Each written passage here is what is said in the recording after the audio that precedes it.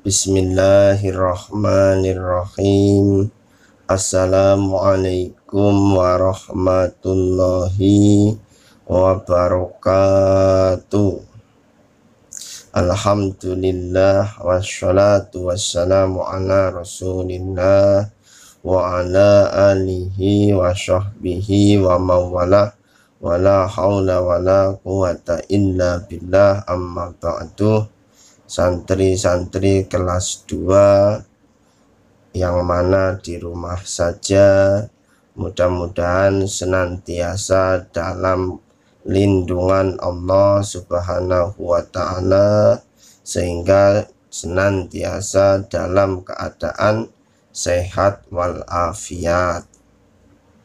Alhamdulillahirabbil alamin. Kita dapat berjumpa lagi di semester 2 dengan Pak Amir dalam mata pelajaran pendidikan agama Islam, meskipun masih tetap sama, yaitu secara daring dalam jaringan, belum bisa dilaksanakan secara luring atau tatap muka. Tapi tidaklah menjadi suatu permasalahan atau suatu alasan bagi santri-santri semuanya untuk tidak semangat di dalam belajar. Oke, seperti biasa sebelum kita mulai, Pak Amir jelaskan terlebih dahulu. Di semester 2 ini kita mulai dari pelajaran yang ke-7, yaitu berani. Nanti submateri yang akan kita pelajari yaitu kisah Nabi Shaleh alaihissalam. Ini yang pertama. Kemudian yang kedua, sikap berani, keteladanan dari Nabi Shaleh alaihi salam. Untuk pemetaan materi dan buku PAI yang dari Kemendikbud dalam bentuk file PDF, nanti Pak Amir bagikan link downloadnya di Google Classroom. Sedangkan untuk halaman pelajaran 7 ini, kalau di buku paket PAI Erlangga yang santri semua miliki, yaitu halaman 94. Kalau di buku paket Kemendikbud yaitu halaman 49. Yang perlu diingat-ingat santri, kita belajarnya mengikuti urutan materi yang ada di buku paket Kemendikbud. Sedangkan buku paket Erlangga yang santri semua miliki sifatnya yaitu tambahan atau untuk pengayaan materi dan soal-soal. Itu adalah beberapa hal yang harus santri semuanya pahami ya. Sekarang kita masuk ke materi. Seperti biasanya juga, siapkan buku catatan.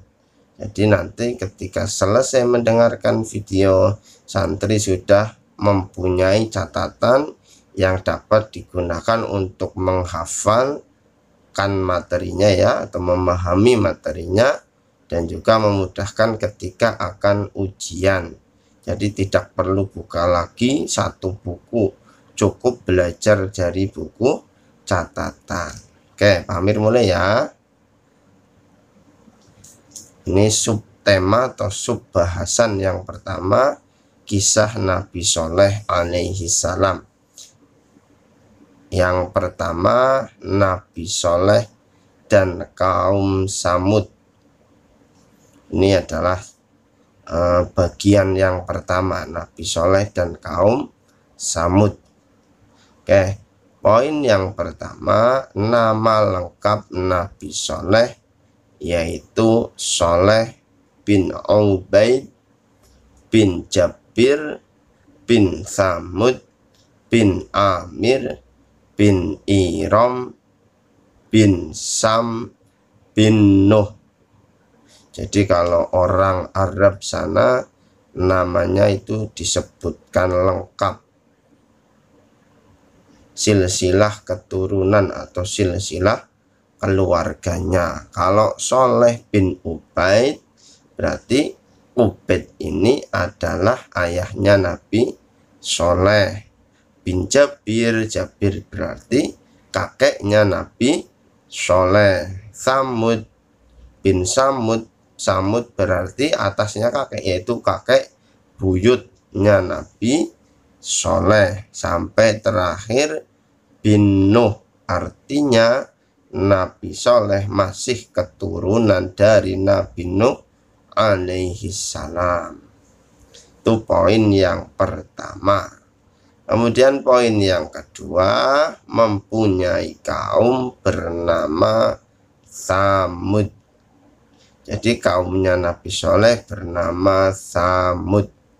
Poin yang ketiga, siapa Samud itu? Siapa kaum Samud itu? Yaitu suatu suku yang tinggal di dataran Al-Hijr, yaitu antara Hijaz dan Syam. Itu sekarang masih bangsa Arab. Kalau suku itu sebutan nama desa ya, kalau ibaratnya di Indonesia itu nama perkampungan atau nama desa. Nah, yang tinggal di dataran tinggi namanya dataran tingginya Al-Hijr, antara Hijaz dan Syam ya, bangsa Arab, negara Arab kalau sekarang Timur Tengah. Ada juga yang berpendapat bahwa kaum Samud masih merupakan bagian dari bangsa Yahudi. Kalau disebut Yahudi, kita harus ingat bangsa Yahudi yaitu keturunan dari Nabi Yakub alaihi salam. Oke, itu tentang siapa kaum Samud. Kemudian kaum Samud hidupnya makmur dan mewah, artinya mempunyai banyak harta, berkecukupan harta.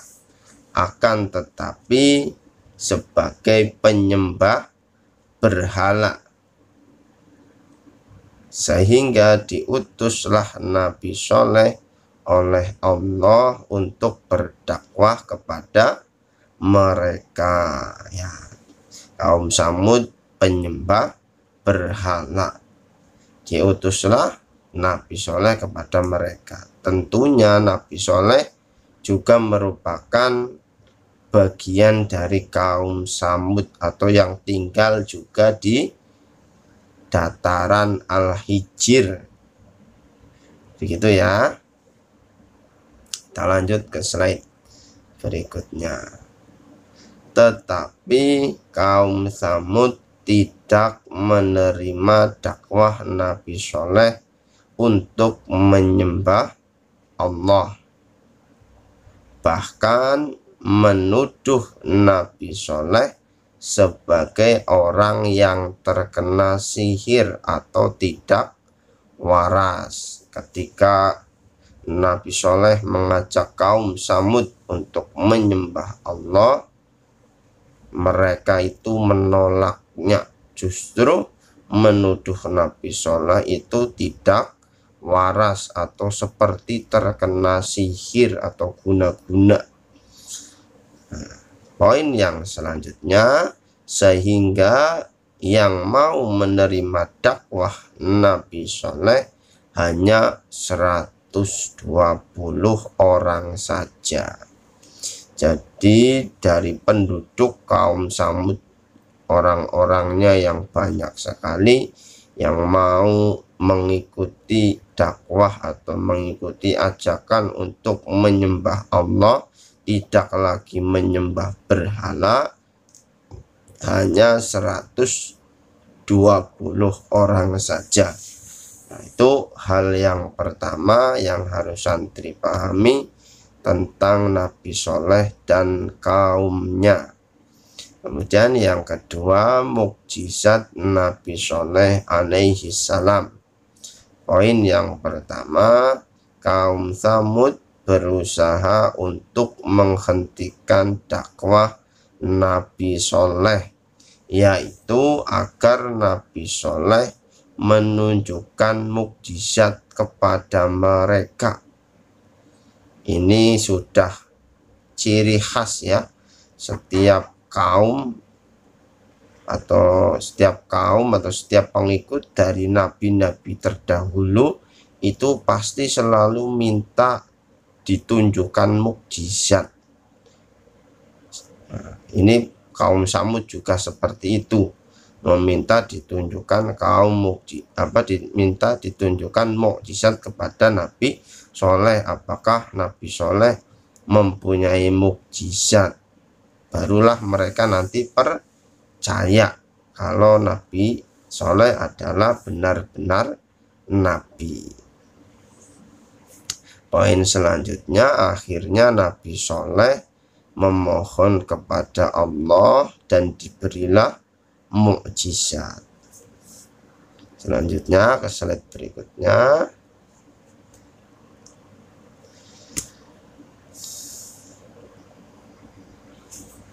Mukjizatnya Nabi Soleh berupa seekor unta yang keluar dari batu karang di sebuah bukit. Jadi ada unta keluarnya dari batu karang. Ini kan mukjizat. Mukjizat artinya sesuatu yang luar biasa, yang di luar kebiasaan atau di luar umumnya terjadi. Kalau onta lahirnya ya dari induk onta, bukan dari batu karang. Ini ada onta lahir dari batu karang. Ini sebagai sebuah mukjizat, keajaiban yang diberikan oleh Allah kepada Nabi Musa. Kemudian setelah ontanya keluar, Nabi Soleh berpesan kepada kaum Tsamud agar tidak mengganggu atau tidak membunuh onta tersebut. Biarlah ontanya mencari makan dan minum sendiri. Kemudian tetapi kaum Tsamud justru membunuh unta tersebut. Padahal Nabi Soleh sudah berpesan jangan dibunuh, tapi masih saja dibunuh. Padahal onta ini adalah sebuah mukjizat, sebagaimana apa yang kaum Tsamud minta kepada Nabi Soleh. Kemudian bahkan menentang agar diturunkan azab kepada mereka. Kesimpulannya dari kaum Tsamud ada beberapa hal ya dari cerita yang Pak Amir sampaikan ringkasannya. Kaum Tsamud tetap ingkar meskipun sudah diperlihatkan mukjizat. Jadi tidak seperti awalnya, kalau diberikan atau diperlihatkan mukjizat, nanti kaum Tsamud akan percaya kepada Nabi Soleh. Tapi setelah diperlihatkan mukjizat masih saja tidak percaya atau masih saja ingkar kepada Nabi Soleh. Kemudian melanggar pesan Nabi Soleh. Pesannya Nabi Soleh yaitu jangan membunuh unta atau mengganggu unta. Malahan dibunuh oleh kaum Tsamud. Kemudian bahkan ingkarnya lebih jauh dengan menantang agar diturunkan azab. Jadi awalnya meminta mukjizat, setelah diberikan mukjizat masih saja ingkar, bahkan membunuh unta yang sebagai mukjizatnya Nabi Soleh. artinya melanggar perintahnya Nabi Soleh. Bahkan lebih ingkar lagi atau lebih jahat lagi, yaitu menantang agar diturunkan azab. Kemudian bagaimana kisah selanjutnya, yaitu di slide selanjutnya. Kemudian masuklah kita ke pembahasan azab bagi kaum Tsamud. Poin yang pertama, pada akhirnya azab pun datang menimpa kaum Tsamud karena ingkarnya sudah melampaui batas atau karena kejahatannya sudah melampaui batas. Apa saja azab yang menimpa kaum Tsamud? Azabnya ada beberapa tahap. Hari pertama, ketika bangun tidur, kaum Tsamud wajahnya berubah menjadi kuning. Hari kedua, ketika bangun tidur, wajahnya berubah menjadi merah. Hari ketiga, ketika bangun tidur, wajahnya berubah menjadi hitam. Hari keempat, turunlah azab yang sangat pedih kepada kaum Tsamud, yaitu halilintar dan gempa bumi yang sangat dahsyat. Halilintar itu petir yang sangat besar, dan mungkin ada geluduk-geluduknya itu ya, itu halilintar. Dan gempa bumi yang sangat dahsyat, mungkin gempa buminya berapa skala Richter mungkin ya, yang dapat menyebabkan tanahnya itu terbelah, bangunan-bangunannya pada roboh. Itu kan termasuk sangat dahsyat. Oke, poin selanjutnya, satu hari sebelum azab itu tiba, Allah menyelamatkan Nabi Soleh dan pengikutnya agar pergi menuju kota Romlah di Palestina. Ini masih timur tengah sana, negara Arab sana ya, menuju ke kota Romlah di Palestina. Di samping itu, agar selamat dari rencana pembunuhan yang akan dilakukan oleh kaum Tsamud kepada Nabi Soleh dan pengikutnya. Jadi Allah satu hari sebelum azab tiba itu menyelamatkan Nabi Soleh, diberi petunjuk agar pergi ke kota Romlah, dan juga agar selamat dari rencana pembunuhan kaum Tsamud. Itu satu hari sebelum azab itu tiba. Kisah kaum Tsamud diabadikan oleh Allah Subhanahu wa Ta'ala dalam Quran surat Fussilat ayat 17. Ini santri bisa lihat di buku paket PAI Erlangga yang santri miliki, sebagai pelajaran bagi kita agar taat kepada Allah dan percaya bahwa janji Allah benar adanya atau pasti terjadi. Oke, santri-santri kelas 2 semuanya, demikian materi pada pertemuan kali ini, yaitu tentang Nabi Soleh dan kaum Tsamud. Santri semuanya bisa simak videonya baik-baik. Kalau mau mencatat videonya bisa di stop terlebih dahulu atau di pause ya, diberhentikan sebentar agar bisa mencatat. Kurang lebihnya mohon maaf. Terima kasih atas segala perhatiannya.